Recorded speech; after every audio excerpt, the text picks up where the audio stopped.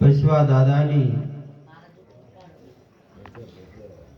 આ અંતિમ વેળાના જે એમને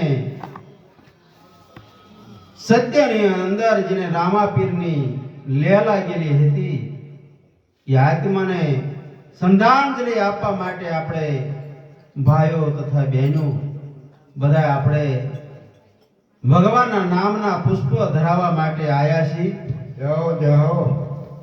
અને આવા બધા મહાન અનુભવી સંતો જે સંતોની અનુભવ વાણી આપણને અમૃત જેવી પીરસી રહ્યા છે. આ અમૃત જેવી વાણી આપણા જીવાત્માને અધોગત્ય જાતો હોય તે નો જવા દે એવું જરીક આપણને માર્ગદર્શન આપી રહ્યા છે. હૃદયની અંદર જરાક સંતોના અમૃત જેવા વ્યાણ લઈને એવી રીતે આપણે સત્યમય જીવન જીવવાનું સંતો બધા આપણને રાહ બતાવી રહ્યા છે. આત્માની વાતો કરે, ભગવાનની વાતો કરે બધા સંતો. ક્યાંની તો મિશ્રી ખાંડ હે રેણી તાતા લો, ક્યાંની તો જગતની અંદર સબ કહે પણ રેણી ઈ પાળવીની તાતા લોહ જેવી છે. સત્યમય જીવન જીવવાનું છે તો જેવી રીતે જીવવું આવું સંતો આપણને માર્ગદર્શન આપે છે કે જગતની અંદર જાણે નિશાળે આપણે બાળકને બેહારવી તારે માસ્ટર એકડો લખાવતા શીખાવે અને પછી એકડો ઘૂંટાડે આખી પાટીની અંદર એકડો થઈ જાય છે. એમ સદગુરુ મહારાજ જગતની અંદર બધે એક જ નક્કી કરાવે છે. જો આપણા મનની અંદર આખા વિશ્વની અંદર એક જ થઈ ગયું હોય તો કોની ઉપર પછી આપણે દગા કે પ્રપંચ કે ઈર્ષા કે આવું કરવું પડે. નરની અંદર કઈ આત્મા હોય, બેનુની અંદર કઈ આત્મડી હોય એવું નથી. બધા જગતની અંદર આખા વિશ્વની અંદર એક જ વિરસી રહ્યો છે. ટીમા નરસિંહ મહેતા કહે છે કે જાગીને જોવું તો આ જગત એવું કઈ મને દેખાતું નથી. આ તો બધા ઊંઘમાં અટપટા ભોગ ભાંસે છે. ચેત નરતું ચેતનિયા બ્રહ્મ લટકા કરી રહ્યો છે. તમારી પાસે જે શેટે જવાનું જરૂર નથી. સદગુરુ મહારાજ આપણા હૃદયની અંદર, આપણા દેહની અંદર સતારશા બાપુ કેમ હૃદયની અંદર જોવો તમે તપાસી આમાં ખજાના ભર્યા છે. શેટે તે જવાનું નથી. સવરામ બાપા હોત એવું કહે છે કે તમારી સુરતાને સુગડ બનાવો, આંખોથી જોવો તો સારું જુઓ. બધાની અંદર ભગવાન જ બેસી રહ્યો છે.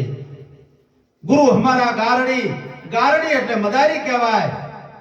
ગુરુ હમારા ગારડી મુझ પર વિધિ મેર, મોરો બતાયો બ્રહ્મનો તા ઉતરી ગયા સબ ઝેર. જય હો. જગતની અંદર સદગુરુ મહારાજ આવો આપણને મોરો આપે છે. વાદી તો કદાચ મોરો આપે તો વિશીનો કે યારો પડકાનો ઝેર ઉતરે, પણ સદગુરુ મહારાજ તો એવો મોરો આપણને આપે છે ને કે જ્યાં જો અહીંયા બધે તારો ભગવાન જ બેસી રહ્યો છે. જો ભગવાન છે તો પછી તું નથી, અને તું છે તો પછી ભગવાન નથી. આવું ભાન કરાવે છે. પણ આપણે તો અબ્રહ્મણ નથી થવાનું. આપણે તો દાસ ભાવ થઈ અને ભગવાનની બધે તું જ બેસી રહ્યો છે. દાસ ભાવ થઈને આવી ભક્તિ કરવાની છે અને સત્યમય જીવન જીવવાનું છે. ઈર્ખા અને બડાઈ ને માન ને જે પડ્યા છે ને એ બધા ત્યજી દેવાના છે. જગતની અંદર બહેનોને પોતાનો પતિ પરમેશ્વર છે, મા બાપ આપણા ભગવાન છે.